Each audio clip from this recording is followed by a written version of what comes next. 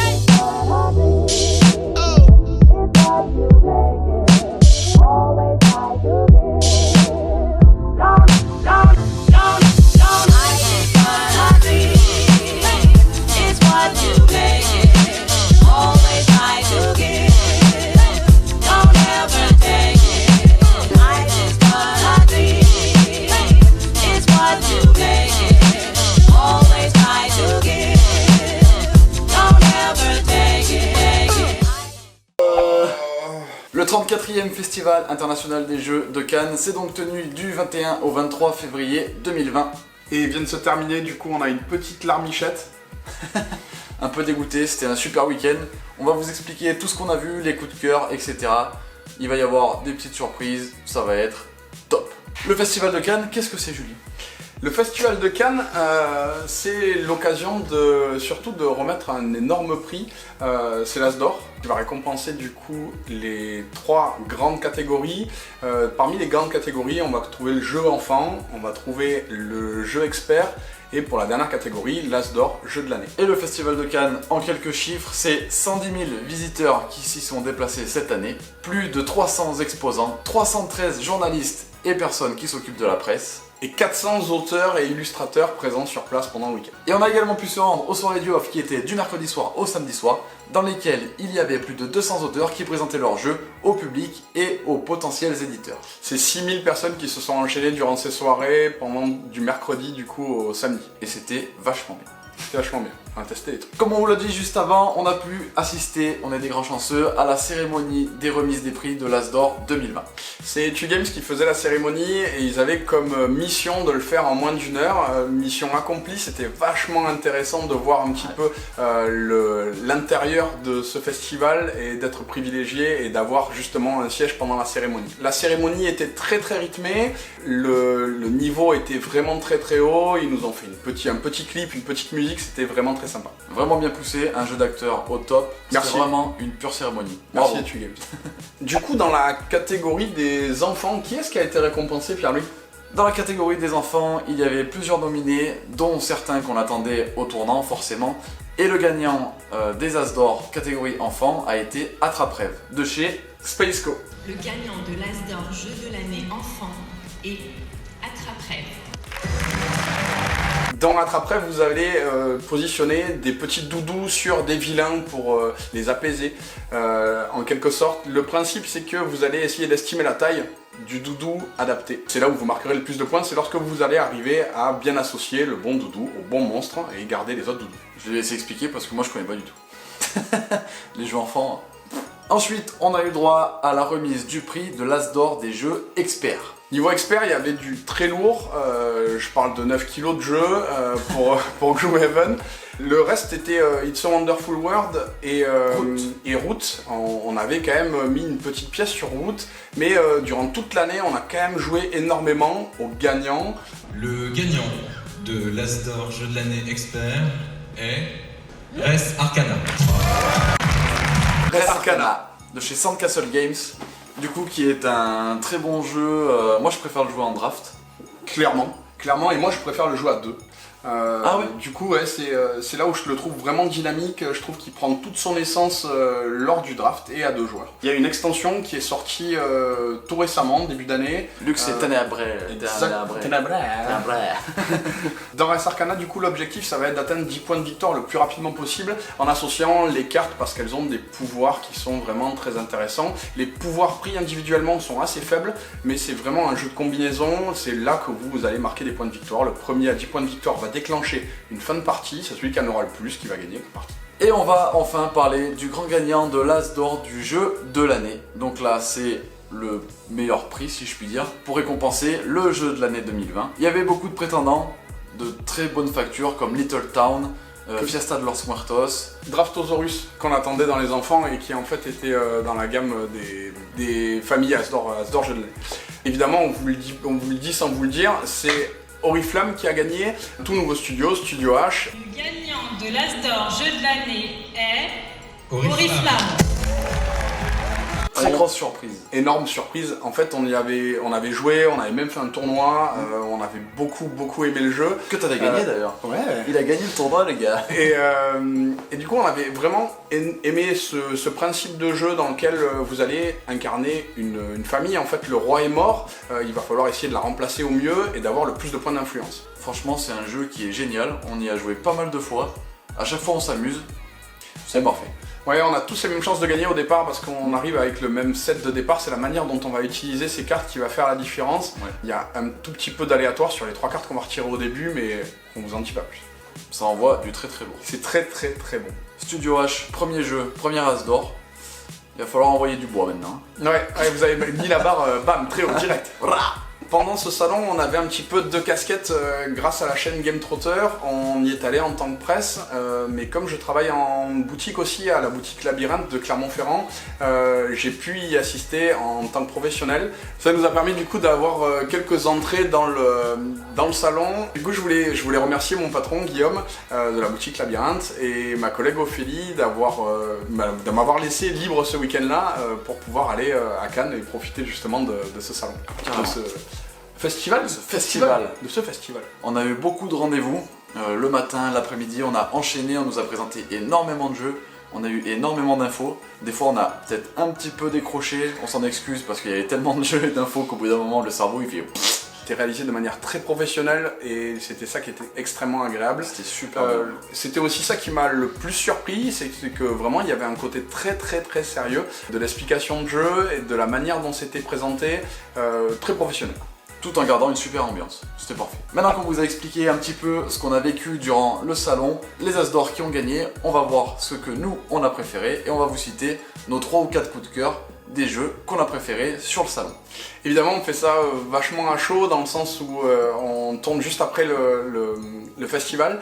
On n'a pas trop eu le temps d'y réfléchir, il y a plein de choses qu'on n'aura pas vues, on n'a aussi pas eu le temps de tout tester, il y a eu beaucoup de jeux qu'on nous a simplement présentés et où on sent qu'il y a juste une grande fibre, ou en tout cas qu'on a un intérêt pour le jeu et la mécanique. Dans les premiers, moi, que j'aimerais citer, c'est un jeu qui est déjà sorti mais qui a un petit peu prouvé qu'il était très bon, c'est Nidavellir. Alors, il faudrait dire Nidavellir.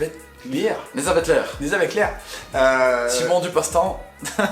Du coup, évidemment, ils ont fait un t-shirt, Nida quoi, qui va très bien. Le principe de base, c'est que le dragon Fafnir est en train de revenir et il va falloir essayer de préparer son armée de nains.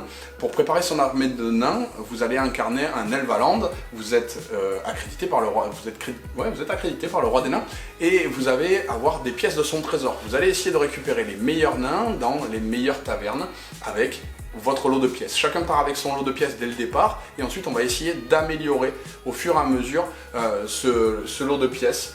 Il y a plein de manières de scorer, essayez-le, c'est vraiment très bon. La mécanique du jeu principal fait que vous allez pouvoir jouer en horizontal et en vertical pour marquer le plus de points possible. Franchement c'est super bien, peut-être un petit peu court. Pour moi c'est un petit peu court. Ouais, c'est ce que tu as trouvé aussi, ouais. À la fin de la partie, j'avais envie d'aller carrément plus loin et d'optimiser encore mieux mes effectifs et tout. Donc moi c'était un petit peu court, mais c'était que du plaisir et on s'amuse beaucoup quand on joue à ce jeu. En fait, c'est ce que j'ai trouvé très bien, c'est que vous pouvez pas tout faire. Ce qu'a ressenti Pierre-Louis, c'est que du coup, ça tombait un petit peu, d'un coup, on a fini. C'est fini. Et donc comme on le disait, ces manières de scorer vertical, horizontal, permettent d'arriver à plein de combinaisons possibles et d'essayer plein de choses au fur et à mesure des parties. On n'en a pas encore fait assez, c'est sorti en janvier, mais vraiment un très bon jeu. C'était très bien. Et du coup c'est Nidavellir. J'aimerais vous présenter, c'est de 2 à 5 joueurs. Je suis en train de regarder pour des parties de 45 minutes environ, on est descendu à la demi-heure. Il est vraiment très accessible et à la fois il y a une bonne manière de marquer des points, vraiment très intéressant. Et super le t-shirt, super bien, bravo. Et très beau t-shirt. Moi, mon premier coup de cœur du salon qui ressort, c'est Reload. Alors Reload, c'est un jeu qui va être édité par Colossal Games et localisé en France par Matago. C'est un jeu dont on parle encore très peu, parce qu'on le connaît très peu, et c'est un jeu qui va arriver sur Kickstarter début mai de cette année. Je sais pas quand est-ce qu'il va y avoir encore la date de livraison, on verra quand le Kickstarter va commencer. Et c'est un jeu que j'ai vraiment beaucoup aimé. Pour faire simple, c'est un Battle Royale. Dans un futur qui est quand même assez lointain.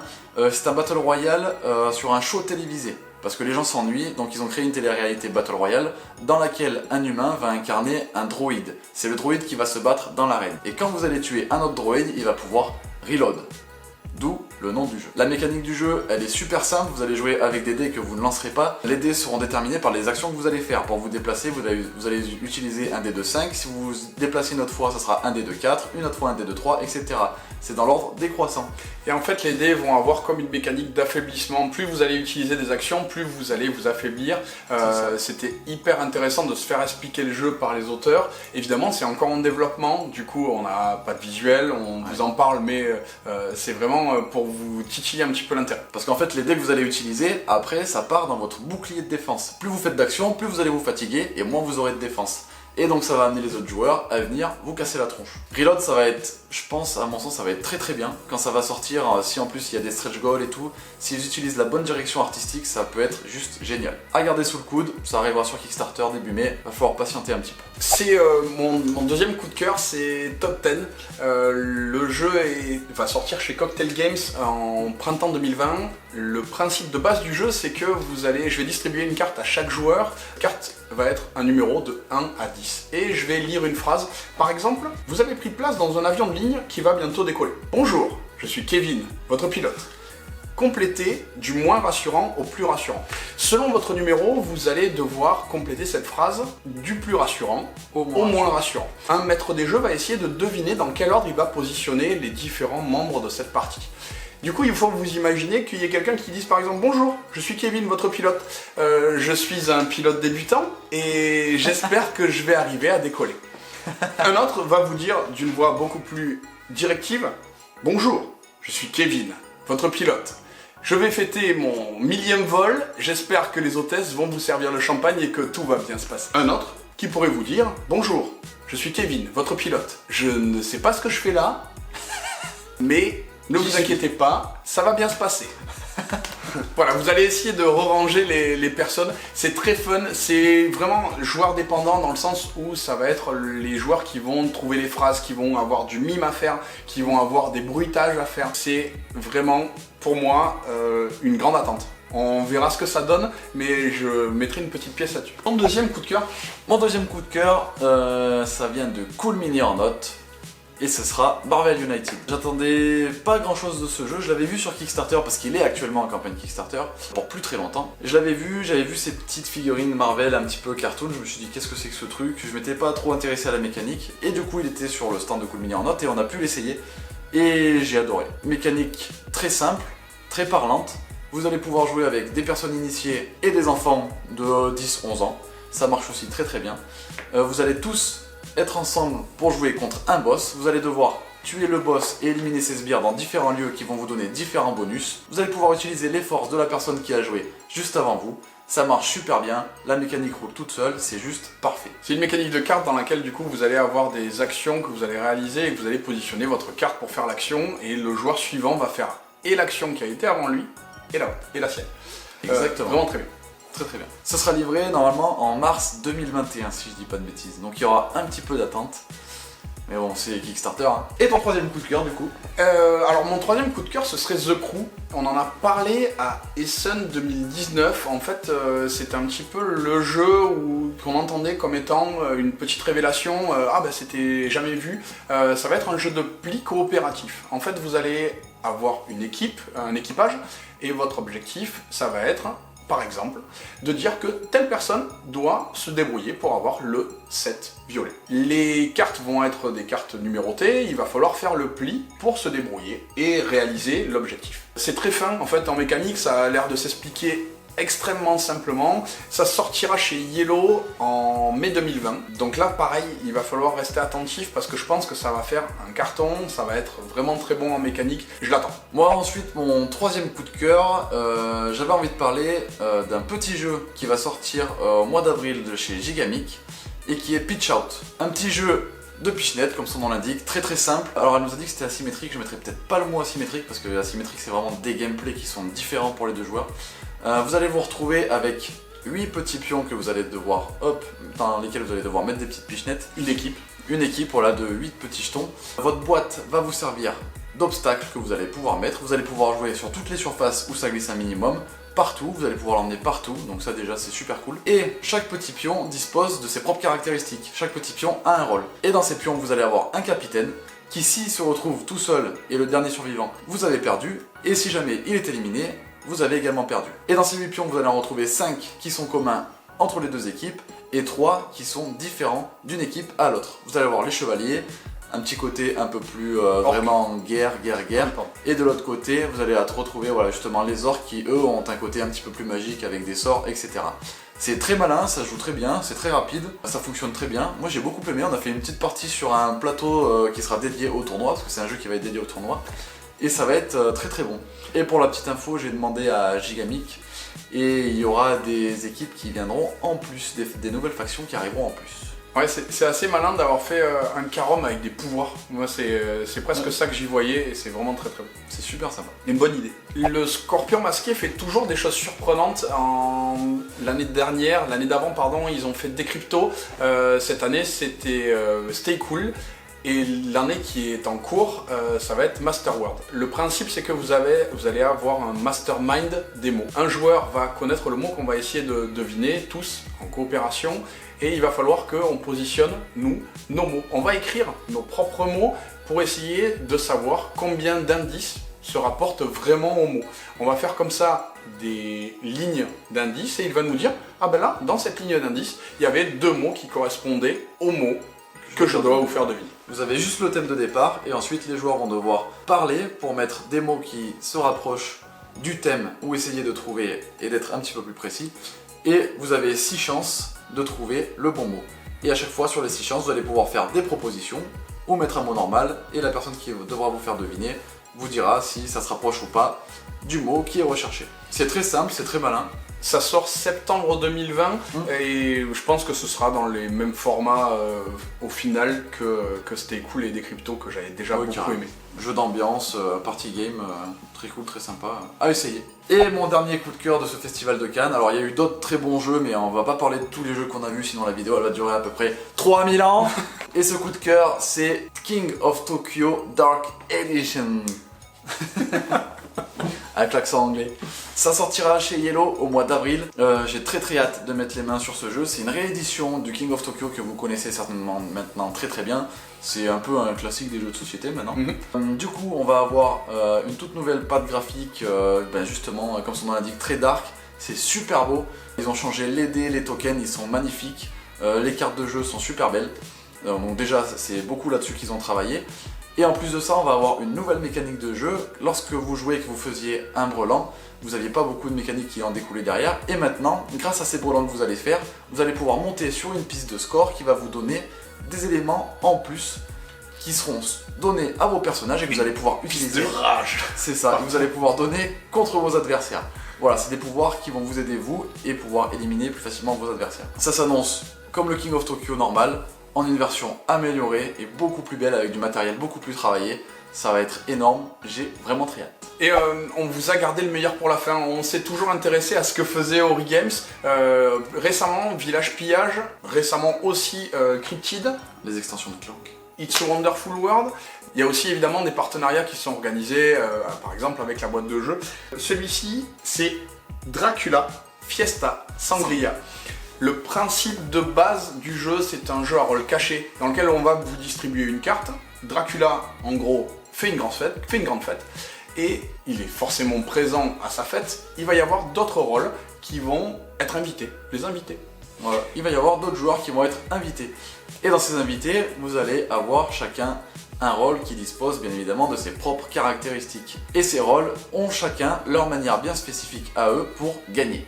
Voilà, on va pas vous détailler les rôles dans cette vidéo, mais le principe de base du jeu, c'est que vous allez essayer de deviner quels sont les rôles de chacun. Vous avez comme ça des questions que vous allez pouvoir poser directement en interrogeant les autres joueurs ou en essayant de danser avec eux. À ce moment-là, vous révélerez vos cartes.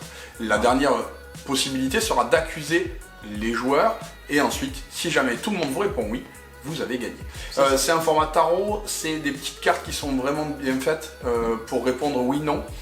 C'est très malin en principe, ça dure une dizaine de minutes. C'est jouable de 4 à 8 joueurs, ça va durer une quinzaine de minutes à peu près. C'est extrêmement accessible mais extrêmement malin, vous allez en refaire et en refaire et en refaire. La particularité c'est qu'en fait il faut que vous trouviez pour accuser les rôles de tout le monde autour de la table. C'est ça la particularité, pour gagner c'est ça, à moins que vous ayez un rôle qui vous dise le contraire. Et ça, vous le découvrez. Non, c'est vraiment très bien. Ceux qui aiment les rôles cachés, ceux qui se retrouvent dans Time Bomb, vraiment, partez là-dessus. En fait, on l'a essayé, on s'est levé de la table, et puis on est allé en acheter je sais pas combien. Voilà, pour faire simple, on s'est dirigé vers le stand, prenez nos sous. Ça sortira en mars 2020, voilà. Du coup, voilà pour nos petits coups de cœur de ce Festival International des Jeux de 2020. C'est des jeux qu'on a beaucoup aimés, comme on vous l'a dit avant, on en a essayé une panoplie. Il y avait plein de trucs, par exemple l'extension de Villainous que moi j'attendais énormément, je l'ai, voilà. Même s'il y en a qui aiment pas. Il y avait beaucoup de jeux, des extensions de prévues sur pas mal d'autres jeux. On a vu les extensions de Dungeon Academy qui allaient arriver. Enfin moi j'attends ça parce que c'est un jeu que j'aime bien. Enfin voilà, il y a beaucoup de choses qui vont arriver. Ça va être encore une sacrée année 2020 de par ce qu'on a vu. J'ai hâte que tout ça sorte pour qu'on puisse y jouer. Voilà, là c'est vraiment un petit peu un mix de nous ce qu'on a vraiment préféré. On vous a gardé du coup quelques surprises juste pour vous faire un petit peu des petites étoiles dans les yeux. Shoten Toten 2. Voilà, on n'en sait pas beaucoup plus. Seven Wonders Duel édition Agora.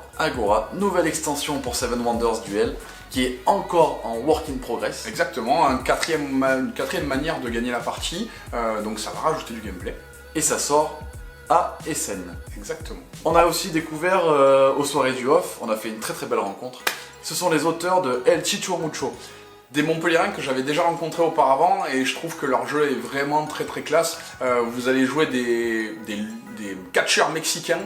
Et votre but va être en fait d'envoyer des dés dans le ring de vos adversaires pour leur donner des coups. La valeur des dés donnera le nombre de coups que vous allez donner. Vous allez pouvoir aussi vous soigner en lançant le dé chez vous. Le gameplay il est super simple. Vous allez mettre votre dé dans votre gobelet, vous le levez et vous allez seulement crier Chi, Chu, Mucho. Et vous allez balancer le dé chez vos adversaires. À vous de trouver votre cible, d'éliminer vos adversaires et d'être le dernier luchador en vie. Ils sont en pleine campagne Ulule, du coup on va vous mettre le lien en commentaire. Le lien sera en description de la vidéo. Stylé. Voilà, une petite boîte à 35 € avec pas mal de matos. Vous allez pouvoir jouer à plusieurs joueurs. Franchement, c'est carrément pas mal. C'est vraiment à essayer. Vous allez passer un bon moment. Et en plus, les auteurs sont géniaux, ils sont énormes et ils le méritent. Chez Oh là là là là. Le prochain jeu. Ah là. Serious Pool. Chez Serious Énorme. Pool, qu'on a croisé comme ça, hop, par hasard. Déjà, on lui a dit merci. Merci. Ils avaient fait 7ème continent. Vous avez sûrement vu des images du futur jeu 7ème citadelle. Exactement. 7ème continent, on était déjà dans un espèce d'esprit survie. Là, le gameplay est vraiment renouvelé. On va être vraiment dans l'exploration. Ouais, encore plus poussé avec un système narratif, des dialogues, etc. Vous êtes pas prêts? Non, le fluff est fou. Vous avez moyen d'avoir une carte, mais la carte est vieille de 70 ans. Des gros vers ont ravagé le monde souterrain. Et en fait, il y a des zones qui vont être écroulées complètement. Vous allez être dans une exploration, mais vous allez connaître juste les directions vers lesquelles vous allez, mais pas forcément l'état actuel des choses. Ouais. Par exemple, on va vous dire d'aller dans une capitale parce qu'il y a une personne qui vous attend là-bas, il faut absolument y aller, il a des informations super importantes. Oh, vous faites toute l'exploration, vous faites des heures de jeu, bim bam boum, vous arrivez là-bas, la ville elle est en ruine. Elle a été bouffée par le ver. Vous êtes dans un monde avec des druides et de la magie noire, vraiment. Premier ressenti, ça va être fou. Énorme, ouais, ça va être énorme. Franchement, Seven Citadel, il va falloir suivre ça de très très près. Vous savez, la hype qu'a eu Seven's Continent, pour Seven Citadel, je pense que ça va être encore au-dessus, ça va être le soleil, quoi. Je pense que ça va être énorme, franchement, à suivre de très près. Posez la question aux auteurs quand est-ce qu'arrive la campagne, il nous a dit 2020. 2020. Ouais. Pas plus. Allez là. On a eu aussi une petite surprise avec Brajlon Games. Là c'était Magnum Opus, vraiment très très sympa. On a pu discuter avec Lionel Borg, l'auteur. Très gentil. C'était vraiment très très agréable de pouvoir se faire expliquer le jeu par l'auteur et d'avoir aussi des visuels qui sont très très sympathiques. Vous allez incarner des alchimistes dans le Prague de la Renaissance et vous allez essayer de réaliser votre grande œuvre en récupérant les ingrédients de votre grande œuvre. C'est très très bien, c'est très malin. C'est assez accessible quand même, ça se joue bien. C'est un jeu dans lequel vous allez devoir avoir les majorités de chaque famille pour pouvoir faire les actions et bloquer vos adversaires, un jeu de draft. Et du coup, la mécanique est très très maligne, ça se joue très très bien. J'espère qu'on aura le temps de vous faire une petite vidéo là-dessus, parce que ouais. Vraiment ça mériterait un petit coup d'œil. On a pu se le procurer et du coup, si on peut vous faire une vidéo là-dessus, ça sera le cas. On a beaucoup de vidéos à faire là, donc il y a du travail. Mais si on a le temps, on fera ça avec grand plaisir parce que ça vaut le coup d'œil. Et du coup, dans la même maison d'édition, Butine. Butine, c'est un tout petit jeu avec une abeille qui va être commune et qui va devoir faire des combinaisons. En fait, vous allez avoir des cartes qui représentent des fleurs et ces fleurs sont colorées. Vous allez avoir un plateau de jeu sur lequel vous allez pouvoir déplacer la petite abeille pour réaliser votre combinaison. Pas plus compliqué que ça. À votre tour, soit vous bougez votre abeille, soit vous rajoutez une petite fleur au plateau qui est commun. Vous avez des petites cartes dans lesquelles il y a 3 fleurs, vous allez devoir réaliser le combo de ces 3 fleurs en vous déplaçant, faire un petit chemin, vous n'avez pas le droit de repasser 2 fois au même endroit. C'est simple, c'est malin, c'est hyper accessible pour tout public. Je pense que ça va bien marcher, la direction artistique, la boîte elle est super jolie, ça parle vachement. Ouais. Ils ont fait un beau travail, franchement, vraiment cool. Bah, du coup, vous l'aurez bien compris, on s'est vraiment beaucoup amusé, c'était un week-end fou, on a peu dormi. Le principe de... Après, évidemment, c'était la première fois qu'on y allait, donc on savait pas trop à quoi s'attendre. Moi j'étais agréablement surpris, vraiment du professionnalisme, de la disponibilité des animateurs, de la disponibilité des pros. Pas tant de monde que ça par rapport au jeu qu'on voulait tester et qu'on a pu tester. Oui, c'était assez accessible malgré le monde, c'était assez accessible. On a fait des super rencontres, je pense notamment aux auteurs de El Chicho Mucho, Le grenier ludique, ils sont super sympas. C'est vrai. On a fait de très très belles rencontres, franchement c'était super cool. On a passé une semaine énorme, franchement c'est à refaire, vivement l'année prochaine. Vivement l'année prochaine avec autant de rendez-vous, c'était vraiment très très bien. Carrément, si vous avez l'occasion d'y aller, franchement allez-y parce que ça vaut vachement. Voilà pour cette vidéo qui est un débrief avec nos coups de cœur etc. sur le festival de Cannes. J'espère que cette vidéo vous aura plu, même si ça risque d'être un petit peu long au montage je pense. Si vous êtes encore là, vous êtes les meilleurs. On a pris du plaisir à faire cette vidéo sur cette semaine qui était incroyable. N'hésitez pas à essayer tous les jeux qu'on a cités dans la vidéo, vous verrez, vous allez vous amuser. Il y en a encore plein d'autres que vous découvrirez au fil de l'année. On vous dira jamais assez de jouer plus, c'est ça qui est vraiment bien. Là c'est qu'on a passé un week-end où on s'est dit on ne fait que jouer. On avait des cartes dans les mains en permanence, on avait des petits pions en permanence, tout c'était fou. On a fait que ça. On a couru partout à droite, à gauche, rendez-vous avec un tel, bim bam. Mais c'est super. On s'est couché à 2h du matin du off, on se relevait à 8h le matin pour retourner au festival. Incroyable. Une chance d'avoir vécu ça, vraiment. Carrément. Du coup voilà, j'espère que ça vous aura plu. N'hésitez pas à vous abonner à la chaîne et à mettre le petit pouce bleu comme d'habitude. Mettez en commentaire si vous avez été au festival et vous, ce que vous en avez pensé, votre ressenti. Et vos coups de cœur. Voilà, j'aimerais bien savoir un petit peu qu'est-ce que vous avez pensé au niveau de vos coups de cœur. Parce qu'il y a sûrement des jeux qu'on n'aura pas pu tester, dont on n'a pas à en parler. C'est ça, même des choses qu'on n'aura pas assez. Même des choses qu'on n'a peut-être pas vues Carrément. N'hésitez pas à mettre en commentaire, ça ouvrira le débat, ça peut être vraiment cool. On se dit à très bientôt pour une nouvelle vidéo et en plus ça va être un nouveau concept que vous allez découvrir. Quoi de neuf chez tel ou tel éditeur. On va vous présenter dans ce format de vidéo 3 ou 4 jeux qui sortent chez un nouvel éditeur. Un format rapide dans lequel on présentera également la maison d'édition. Vous nous direz ce que vous en pensez. Je pense que ça peut être très très fun. On se retrouvera donc bientôt pour ce format de vidéo. Ce sera la prochaine vidéo. On se dit à très vite. C'était Lobis et Julien. Jouez bien, jouez malin. Ciao.